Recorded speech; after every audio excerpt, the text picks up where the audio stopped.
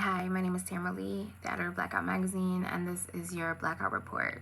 This is honestly one of those times where it's extremely difficult to just report the news without talking about how sad, angry, and honestly terrified I am for this country. But here we are. This week, the ACLU is currently tracking 456 anti-LGBTQ bills. Most of them circle around school rights, redefining gender as only two sexes, bathroom rights, sports, and healthcare.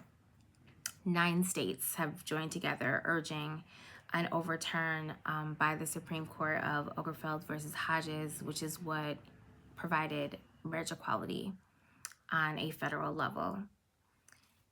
This week, Iowa signed a bill into law removing protections from discrimination in housing, employment, education, etc., on the basis of gender equality, and gender identity.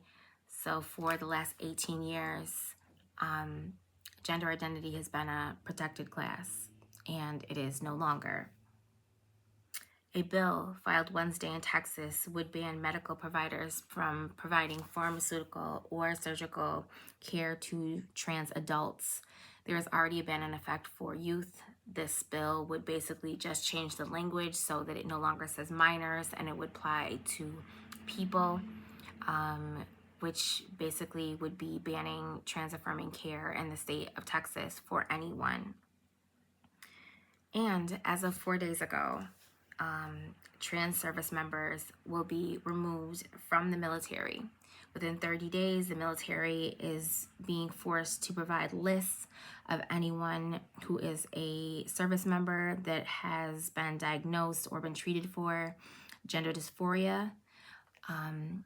And there it goes on with some specifics as to if you may be able to receive a waiver if you haven't had any of those symptoms for a certain amount of time, but it effectively removes trans military service members even with exemplary records from service.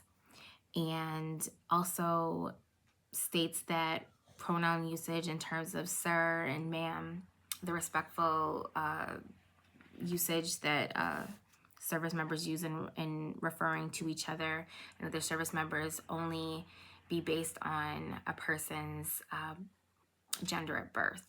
So basically, respectful pronoun usage will also be removed from the military along with trans service members.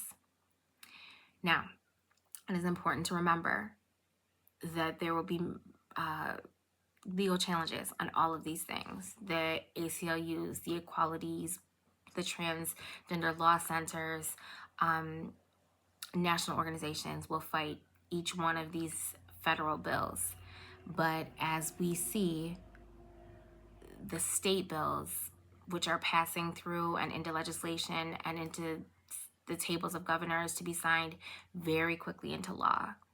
And so every state that does that increases the likelihood that it will happen in another state unless that state government is willing to take a stand for equality, not just for the LGBTQ community, not just for the trans community, but just in general. Because as we understand, anytime you are taking away the rights of citizens, you are taking away the rights of citizens. So that means that this fight is going to get harder, not easier, but the fight is not over. And so it's important to hold on to hope and to figure out how you, wherever you are, from whatever corner of the world, can join in that fight, because it's not over yet. But understand that things are going to get harder before they get easier. And trans advocates forever have been warning that by going after trans medical care for youth and school issues like trans people playing sports, it's just a gateway. It's the easiest way, it's the simplest argument to being able to say that this is dangerous to children, but that won't be the end. It will expand from trans youth to trans adults to the entire LGBTQ community. So if you haven't gotten involved because you think this isn't you, it's you. It's all of us.